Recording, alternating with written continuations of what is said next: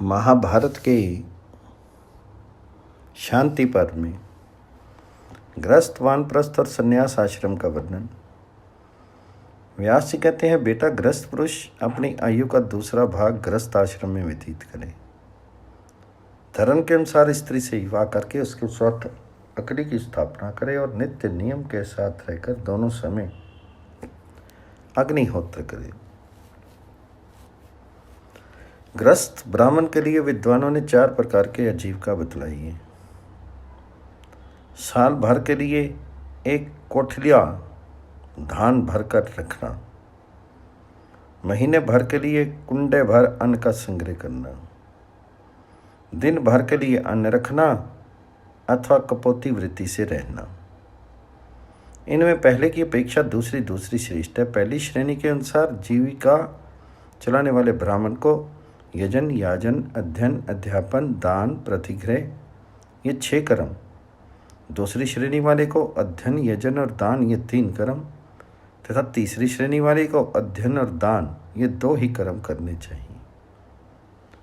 चौथी श्रेणी वाले को केवल ब्रह्म यज्ञ वेद अध्ययन करना उचित है। गृहस्थों के लिए शास्त्रों में बहुत से श्रेष्ठ नियम बताए गए हैं। वे केवल अपने ही भोजन के लिए रसोई नहीं बनावे, अपितु देवता, पितर और अतिथियों के उद्देश्य से बनावे। दिन में कभी नहीं सोवे, रात के पहले और पिछले भाग में भी नींद ना ले, सवेरे और शाम 2 ही वक्त भोजन करे, बीच में कुछ नहीं खाए, ऋतुकाल के अतिरिक्त समय में स्त्री संग नहीं करे। सदा इस बात का ध्यान रखे कि मेरे घर पर आया हुआ कोई ब्राह्मण अतिथि भूखा तो नहीं रहा, उनके आदर सत्कार में कोई कमी तो नहीं रहेगी। यदि द्वार पर अतिथि के रूप में वेद के विद्वान, स्नातक, क्षत्रिय, हव्य, यज्ञ विशेष अन्न, कव्य अर्थात श्राद्ध का अन्न भोजन करने वाले जितेंद्रिय, क्रियानिष्ठ और तपस्वी आ जाए तो उनकी विधिवत पूजा करके उन्हें हव्य और कव्य समर्पण करने चाहिए। जो धार्मिकता का ढोंग दिखाने के लिए अपने नख और बाल बढ़ा कर आया हो, अपने ही मुख से अपने किए हुए धर्म का विज्ञापन करता हो, अकरण अग्निहोत्र का त्याग कर चुका हो, अर्थात गुरु के साथ कपट करने वाला हो, ऐसा मनुष्य भी गृहस्थ के घर अन्न पाने का अधिकारी है। ब्रह्मचारी और सन्यासी को तो सदा ही अन्न देना चाहिए। तात्पर्य यह कि गृहस्थ पुरुष उत्तम ब्राह्मण से लेकर चंडाल तक को योग्यता के अनुसार अन्न प्रदान करे। गृहस्थ को सदा विघस और अमृत अन्न का भोजन करना चाहिए। पोष्य वर्ग को भोजन कराने के बाद जो अन्न बचता है उसे विघस कहते हैं और पंचयज्ञ से अवशिष्ट अन्न अमृत कहलाता है। गृहस्थ पुरुष अपनी ही स्त्री से प्रेम करे, इंद्रियों को वश में करके जितेंद्रिय बने और किसी के दोष न ढूंढे। वह ऋत्विक, पुरोहित, आचार्य, मामा, अतिथि, शरणागत, वृद्ध, बालक, रोगी, वैद्य, जाति, भाई, संबंधी, माता पिता, कुटुंब की स्त्री, भाई, पुत्र, पत्नी, पुत्री तथा सेवकों के साथ कभी विवाद नहीं करे। जो इन सब के साथ कलह नहीं करता वह सब पापों से छूट जाता है। इनके अधीन रहने वाला मनुष्य संपूर्ण लोगों को विजय पाता है, इसमें तनिक भी संदेह नहीं है। आचार्य ब्रह्मलोक का स्वामी है और पिता प्रजापति लोक का ईश्वर है। अतिथि इंद्रलोक के, ऋत्विक देवलोक के और जाति भाई विश्व देवलोक के अधिकारी हैं। इन सब की सेवा से उन लोगों की प्राप्ति होती है। मामा और माता को संतुष्ट करने से पृथ्वी लोक पर अधिकार होता है। वृद्ध, बालक, रोगी और दुर्बल प्राणियों की सेवा से आकाश पर विजय प्राप्त होती है। बड़ा भाई पिता के समान है। स्त्री और पुत्र अपने ही शरीर हैं तथा सेवकगण अपनी छाया के समान हैं। बेटी तो और भी दया के योग्य है, इसलिए इनके द्वारा कभी अपना तिरस्कार भी हो जाए तो बुरा न मानकर सह लेना चाहिए। गृहस्थ धर्म का पालन करने वाले विद्वान को निश्चिंत होकर धर्म का आचरण करते रहना चाहिए और धन के लोभ से किसी कर्म का अनुष्ठान नहीं करना चाहिए। गृहस्थ ब्राह्मण के लिए कुंभ धान्य अर्थात बड़े कुंभ में महीने भर खाने के लिए धान्य भर कर रखना, उच्छशील अर्थात रोज रोज बिखरे हुए अन्न के दाने चुनना, अथवा खेत कट जाने पर उसमें गिरे हुए धान्य आदि बालों का संग्रह करना, तथा कपोती वृत्ति अर्थात कबूतर की तरह भूमि पर पड़े हुए अन्न के दाने चुनकर इकट्ठा करना। ये 3 आजीविकाएं बताई गई हैं। इनमें उत्तरोत्तर श्रेष्ठ तथा कल्याण का साधन है। इसी प्रकार चारों आश्रमों में भी पूर्व की अपेक्षा उत्तरोत्तर आश्रम ही कल्याणकारी माने गए हैं। उन्नति चाहने वाले पुरुष को शास्त्रोक्त आश्रम धर्मों का पूर्णतः पालन करना चाहिए। जिस राज्य में पूर्वोक्त 3 प्रकार की वृत्तियों से जीविका चलाने वाले पूजनीय ब्राह्मण रहते हैं, उनकी वृद्धि होती है। इन वृत्तियों से आनंदपूर्वक जीवन निर्वाह करने वाला गृहस्थ अपनी 10 पीढ़ी के पूर्वजों तथा 10 पीढ़ी तक आगे होने वाली संतानों को पितृ कर देता है और उसे विष्णु लोक के सदृश उत्तम लोकों की प्राप्ति होती है, अथवा जितेंद्रिय महात्माओं को मिलने वाली श्रेष्ठ गति प्राप्त करता है। उदार चित्त वाले गृहस्थों को विमान सहित परम रमणीय स्वर्गलोक की प्राप्ति होती है। ब्रह्मा ने गृहस्थाश्रम को स्वर्ग प्राप्ति का साधन बताया है। अतः जो क्रमशः इस द्वितीय आश्रम गृहस्थ में प्रवेश करके उसके नियमों का पालन करता है, वह स्वर्गलोक में सम्मानित होता है। इसके बाद वानप्रस्थ आश्रम में प्रवेश करना चाहिए। ये तृतीय आश्रम है तथा गृहस्थ आश्रम में से भी श्रेष्ठ माना गया है। अब इसके धर्म बताता हूँ सुनो। गृहस्थ पुरुष को जब अपने सिर के बाल सफ़ेद दिखाई दें, सिर में झुर्रियाँ पड़ जाएं और पुत्र को भी पुत्र की प्राप्ति हो जाए, तो अपनी आयु का 3रा भाग व्यतीत करने के लिए वानप्रस्थ आश्रम में रहना चाहिए। मैं गृहस्थ आश्रम में जिन अग्नियों की उपासना करता था, उसका वानप्रस्थ आश्रम में भी सेवन करते रहें। प्रतिदिन देवताओं की पूजा करें, नियम के साथ रहें, नियम के अनुकूल भोजन करें, दिन के 6ठे भाग अर्थात 3रे पैर में 1 बार अन्न ग्रहण करें और प्रमाद से बचे रहें। गृहस्थ की ही भांति अग्निहोत्र, वैसा ही गौ सेवा तथा उसी प्रकार यज्ञ के संपूर्ण अंगों का पालन करना वानप्रस्थ का धर्म है। वनवासी मुनि बिना जोती हुई पृथ्वी से पैदा हुआ धान, जौ, निवार तथा विखस अतिथियों को देने से बचे हुए अन्न से जीवन निर्वाह करें। वानप्रस्थ में भी 5 महायज्ञों का विधान है। उनमें भी 4 प्रकार की वृत्तियां बताई गई हैं। उनके अनुसार कोई दिन भर के लिए, कोई 1 मास के लिए, कोई 1 वर्ष और कोई 12 वर्ष के लिए अतिथि सेवा तथा यज्ञ के उद्देश्य से अन्न ग्रहण करके रखते हैं। वानप्रस्थी को वर्षा के समय खुले मैदान में और हेमंत ऋतु में पानी के भीतर खड़ा रहना चाहिए। गर्मी के दिनों में पंचाग्नि से शीर को तपाना तथा सदा स्वल्प भोजन करना चाहिए। वानप्रस्थी महात्मा जमीन पर लौटते पंजों के बल खड़े होते, एक स्थान पर आसन लगाकर बैठते तथा तीनों काल स्नान और संध्या करते हैं। कुछ लोग कच्चे अन्न को दांत से चबा कर खाते हैं, कुछ लोग पत्थर पर कूट कर भोजन करते हैं, कोई शुक्ल पक्ष या कृष्ण पक्ष में 1 बार जौ की लपसी पीकर रह जाते हैं। कितने ही समय के अनुसार जो कुछ मिल गया वही खाकर जीवन निर्वाह करते हैं।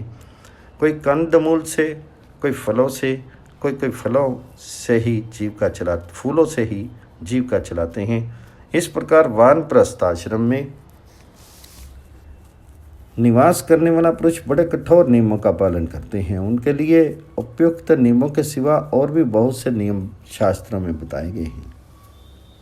तात सत्य संकल्प वाले या यावर नामक ऋषि, धर्म में प्रवीणता को प्राप्त हुए बहुत तरह उग्र तपस्वी मुनि और असंख्य ब्राह्मण वानप्रस्थ आश्रम को स्वीकार कर चुके हैं। बालखिल्य और सैकत भी वानप्रस्थी ही थे।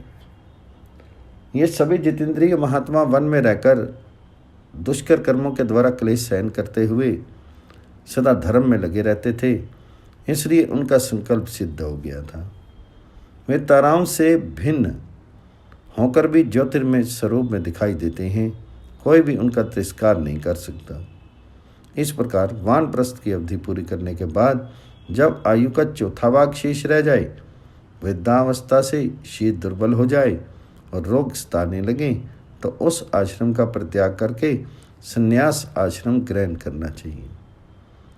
संन्यास की दीक्षा लेते समय एक दिन में पूरा होने वाला यज्ञ करके अपना पूरा धन दक्षिणा में दे डालें। फिर आत्मा का ही यजन, आत्मा में ही प्रेम और आत्मा के ही साथ क्रीड़ा करें।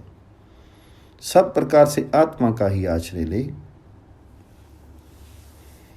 अग्निहोत्र की अग्नियों को आत्मा में आरोपित करके समस्त संग्रहों का परित्याग कर दे, अथवा तुरंत संपन्न किए जाने वाले ब्रह्म यज्ञ आदि यज्ञों तथा 10 पूर्णमास और इष्टियों का तब तक पालन करता रहे जब तक आत्मयज्ञ का अभ्यास नहीं हो। आत्मयज्ञ की विधि इस प्रकार है।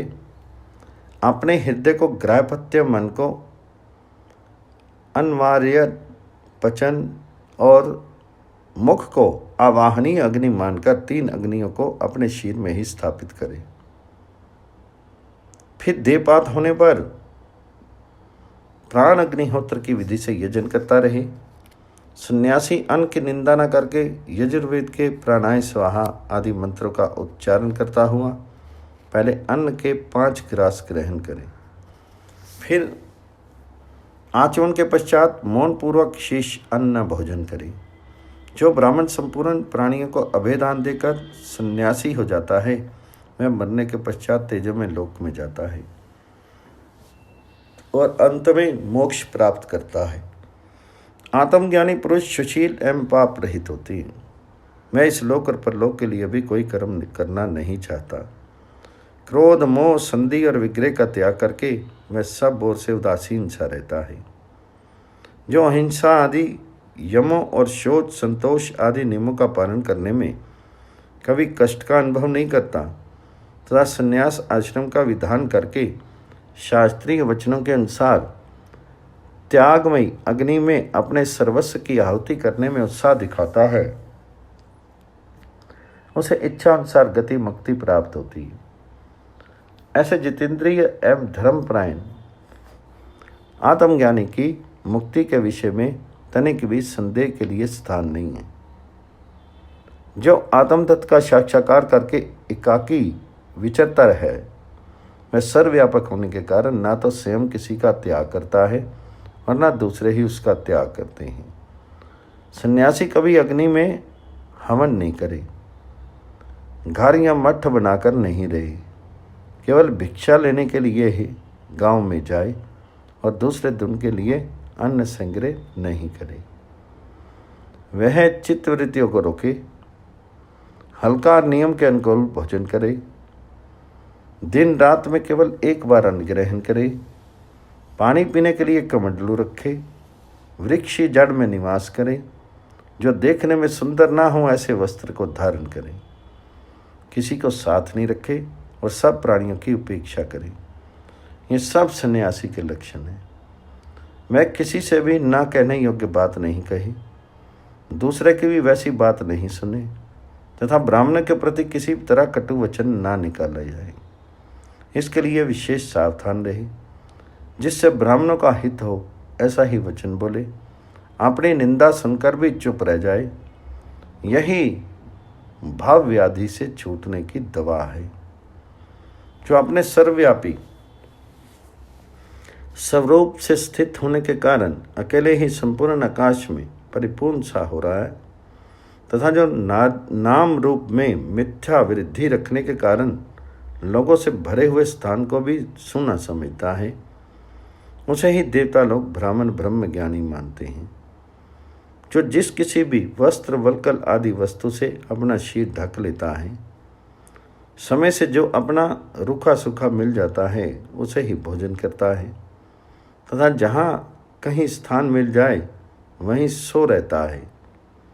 जिसकी दृष्टि में स्त्रियां मर्दों के समान हैं, जो मान या अपमान प्राप्त होने पर शोक नहीं करता तथा जिसने संपूर्ण प्राणियों को अभय दान दिया है, उसे ही देवता लोग ब्राह्मण समझते हैं। सन्यासी को न जीवन से प्रेम करना चाहिए न मृत्यु से। जैसे सेवक अपने स्वामी के आदेश की बाट जोहता रहता है, उसी तरह उसे भी काल की प्रतीक्षा करनी चाहिए। मन और वाणी से कोई दोष नहीं आने देना चाहिए और सब पापों से मुक्त होकर सत्ता शत्रुहीन हो जाना चाहिए। जिसे ऐसी स्थिति प्राप्त हो गई है, उसे संसार में क्या भय है। जो किसी प्राणी से नहीं डरता, जिससे कोई भी प्राणी नहीं डरते, उस मोहयुक्त पुरुष को किसी से भी भय नहीं होता। जो हिंसा ना करने वाले, समदर्शी, सत्यवादी, धैर्यवान, जितेंद्रिय और सबको शरण देने वाले हैं, वे अत्यंत उत्तम गति पाता है। इस प्रकार जो ज्ञान आनंद से तृप्त होकर भय और कामनाओं से रहित हो गया है, उस पर मृत्यु का जोर नहीं चलता। वह स्वयं ही मृत्यु को लांघ जाता है। जो सब प्रकार की शक्तियों से छूटकर मनोवृत्ति से रहता है, आकाश की भांति निर्लेप और स्थिर है, किसी भी वस्तु को अपनी नहीं मानता, एकाकी विचरता है और शांत भाव से रहता है, जिसका जीवन धर्म के लिए और धर्म भगवान के लिए होता है, जिसके दिन रात शुभ कर्मों में ही व्यतीत होते हैं, जो निष्काम होने के कारण सकाम कर्मों का आरंभ नहीं करता, नमस्कार और स्तुति से दूर रहता है तथा सब प्रकार के बंधनों से मुक्त होता है, वही देवताओं के मत में ब्राह्मण है। संपूर्ण प्राणी सुख में प्रसन्न होते और दुख में घबराते हैं। अतः जिसे प्राणियों पर भय आता देखकर खेद होता है, उस श्रद्धालु पुरुष को भयदायक कर्म नहीं करने चाहिए। जीवों को अभय की दक्षिणा देना सब दानों से बढ़कर है। जो पहले से ही हिंसा का त्याग कर देता है, वह सब प्राणियों से निर्भय होकर मोक्ष प्राप्त करता है। जो ना तो स्वयं निंदा के योग्य कोई काम करता है, ना दूसरों की निंदा करता है, वही ब्राह्मण परमात्मा का दर्शन कर सकता है। जिसके मोह और पाप दूर हो गए हों, वह इस लोक और परलोक के भोगों में आसक्त नहीं होता है। ऐसे सन्यासी को रोष और मोह नहीं छू सकते। वह मिट्टी के ढेले और सोने को समान समझता है, पंचकोशों का अभिमान त्याग देता है और संदेह विग्रह तथा मान अपमान से रहित हो जाता है। उसकी दृष्टि में ना कोई प्रिय होता है ना अप्रिय। वह उदासीन की भांति सर्वत्र विचरता रहता है। शुकदेव, देह, इंद्रियां और मन आदि जो प्रकृति के विकार हैं, वे आत्मा के ही आधार पर स्थित रहते हैं। वे जड़ होने के कारण आत्मा को नहीं जानते, किंतु आत्मा उन सबको जानता रहता है। जैसे चतुर सारथी अपने वश में किए हुए बलवान और उत्तम घोड़ों से अच्छी तरह काम लेता है, उसी प्रकार आत्मा भी अपने वश में किए हुए मन और इंद्रियों के द्वारा संपूर्ण कार्य सिद्ध करता है। इंद्रियों की अपेक्षा उनके विषयों से मन, मन से बुद्धि, बुद्धि से मैं तत्व से अव्यक्त मूल प्रकृति और अव्यक्त से अविनाशी परमात्मा श्रेष्ठ है। परमात्मा से श्रेष्ठ कुछ भी नहीं है। वह सबकी सीमा और परम गति है। संपूर्ण प्राणियों के भीतर छिपा हुआ वह परमात्मा प्रकाश में नहीं आता है। उसे तो सूक्ष्मदर्शी ज्ञानी महात्मा ही अपनी सूक्ष्म एवं उत्तम बुद्धि से देख पाते हैं। सन्यासी को चाहिए कि वह मन सहित इंद्रियों और उनके विषयों को बुद्धि के द्वारा अंतरात्मा में लीन करके नाना प्रकार के दृश्यों का चिंतन ना करे। ध्यान के द्वारा मन को विषय की ओर से हटाकर उसे विवेक के द्वारा स्थिर करे और शांत भाव से स्थित हो जाए। ऐसा करने से वह अमृत पद को प्राप्त होता है। जो इंद्रियों के वश में रहता है, वह मनुष्य विवेक शक्ति को खो देता है और अपने को काम आदि शत्रुओं के हाथों में सौंपकर मृत्यु के चुंगल में फंस जाता है। इसलिए सब प्रकार के संकल्पों का नाश करके चित्त को सूक्ष्म वृद्धि में लीन करें। इससे वह काल पर भी विजय पा जाता है। इतना ही नहीं, चित्त प्रसन्न होने के कारण वह सन्यासी शुभ और अशुभ का त्याग करके आत्मनिष्ठ होकर अनंत आनंद मोक्ष सुख का अनुभव करता रहता है। प्रसन्नता का लक्षण ये है कि सदा शक्ति के समान सुख का अनुभव होता रहे और वायु रहित स्थान में निष्कंप दीप शिखा की भांति मन कभी चंचल नहीं हो। जो मिताहारी और शुद्ध चित्त होकर रात के पहले और पिछले भाग में आत्मा की परमात्मा को ध्यान में लगाता है, वही अपने अंतःकरण में परमात्मा का दर्शन करता है। बेटा, मैंने जो उपदेश दिया है वह परमात्मा का ज्ञान कराने वाला शास्त्र है। संपूर्ण उपनिषदों का रहस्य है। केवल अनुमान या आगम से ही इसका ज्ञान नहीं होता है, अनुभव से ही यह ठीक ठीक समझ में आता है। धर्म और सत्य के जितने उपाख्यान हैं उन सब का ये सारभूत है। ऋग्वेद की 10,000 ऋचाओं का मंथन करके मैंने इस उपदेश अमृत को निकाला है। जैसे दही से मक्खन निकलता और काठ से आग प्रकट होती है, उसी प्रकार मैंने वेद से तुम्हारे लिए इस ज्ञान को निकाला है। तुम व्रतधारी स्नातकों को ही इस शास्त्र का उपदेश करना, जिसका मन शांत नहीं है, इंद्रियां वश में नहीं है तथा जो तपस्वी नहीं है, जो इस ज्ञान का उपदेश नहीं करना चाहिए, जो वेद से अनभिज्ञ, अभक्त, दोषदर्शी, कुटिल, आज्ञा न मानने वाला, व्यर्थ तर्क वितर्क करने वाला और चुगलखोर है, वह भी इस ज्ञान का अधिकारी नहीं है।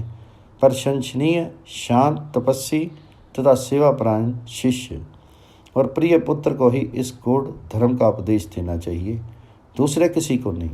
यदि कोई रत्नों से भरी हुई संपूर्ण पृथ्वी दे तो भी तत्ववेता पुरुष उसकी अपेक्षा इस ज्ञान को ही श्रेष्ठ समझते हैं। अब मैं तुम्हारे प्रश्न के अनुसार इससे भी गूढ़ अध्यात्म ज्ञान का उपदेश करूँगा, जो मानवीय ज्ञान से बाहर है, जिसे महर्षि ही जानते हैं तथा जिसका संपूर्ण उपनिषदों में वर्णन किया गया है। इस समय तुम्हें जो वस्तु सर्वश्रेष्ठ जान पड़ती है तथा जिसके विषय में तुम्हारे मन में संदेह हो रहा है, उसे पूछो और उसके उत्तर में जो कुछ कहूँ उसे ध्यान देकर सुनो।